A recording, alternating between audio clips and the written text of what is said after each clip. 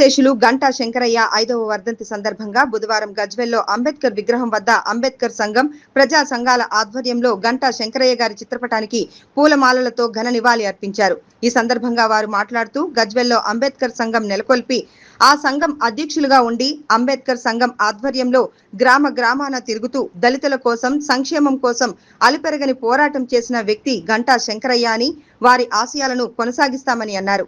ఈ కార్యక్రమంలో అంబేద్కర్ సంఘం అధ్యక్షులు అట్టుకూరి రాములు, ప్రధాన కార్యదర్శి మస్కూరి కిష్టయ్య, మన్నే కృష్ణ, బొల్లారం ఎల్లయ్య, పంబాల సత్యనారాయణ, పొట్టా యాదగిరి, మంచపురం బాల్ నర్సయ్య, మైసా మల్లయ్య, తుమ్మా శ్రీనివాస్, బైరం శివకుమార్, మైసా నాగరాజు తదితరులు పాల్గొన్నారు.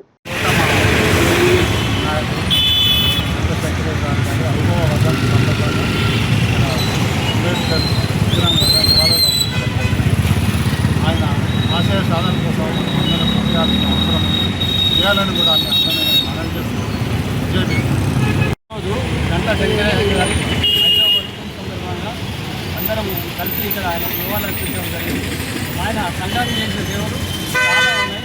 గతంలో ఇక్కడ గజ్వెల్ పట్టణంలో అంబేద్కర్ సంఘం స్థాపించి అందరి మనల్ని పొంది మనం పోయి 5 సంవత్సరాలైంది కాబట్టి ధన్యవాదాలు. గంటా శంకరయ్య సార్ 5వ వర్ధంతి సందర్భంగా ప్రజా సంఘాల ఆధ్వర్యంలో, అంబేద్కర్ సంఘం ఆధ్వర్యంలో ఆయనకు ఘనమైన నివాళులు అర్పించడం జరిగింది.